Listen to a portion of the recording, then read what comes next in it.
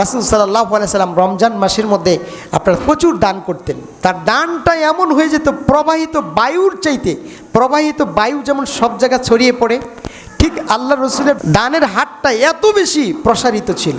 কেন দান করতেন বেশি? রমজান মাসে দান করতেন বেশি কেন? কারণ রমজান মাসে দান করতেন বেশি এর অনেকগুলো কারণ। তার মধ্যে একটা কারণ হলো রমজান এর সিয়ামটাকে আল্লাহ নিজের সাথে সম্পর্ক করছেন।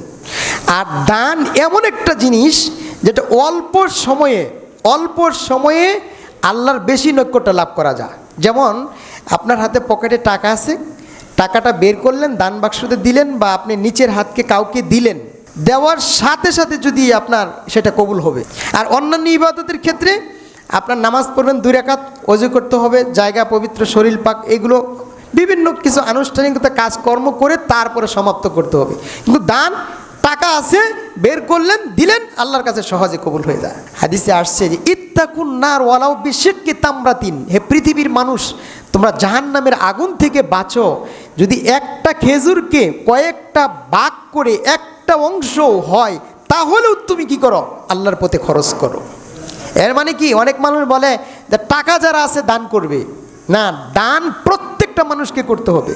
একটা খেজুরকে যদি কয়েক টুকরা করেন, মানে একটা খেজুর আপনার বাড়িতে আছে, কথার কথা, একটা খেজুর পরিমাণ অর্থের মালিক আপনি, তাহলে ওইখান থেকে একটা অংশ হলেও আল্লাহর পথে দান করতে হবে, কারণ আপনাকে জাহান্নামের আগুন থেকে বাঁচতে হবে।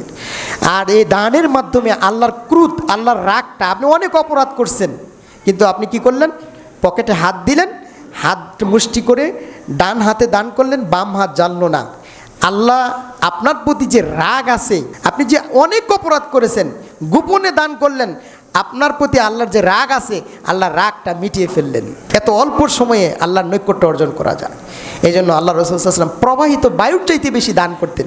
অনেক মানুষ জাকাতের উপযুক্ত হয়েছে, জাকাত দেয় না, সিয়াম পালন করে কিন্তু জাকাত দেয় না। জাকাতের সময় হিসাব কিতাব নাই, লামসাম দিয়ে কিনে একটা টাকা পয়সা দিয়ে বা কিছু কাপড় টাপড় দিয়ে জাকাতের একটা প্রকাশ্য দিয়ে যে জাকাত আদায় করতেছে। জি না, জাকাত আদায় আপনার জন্য ফরজ।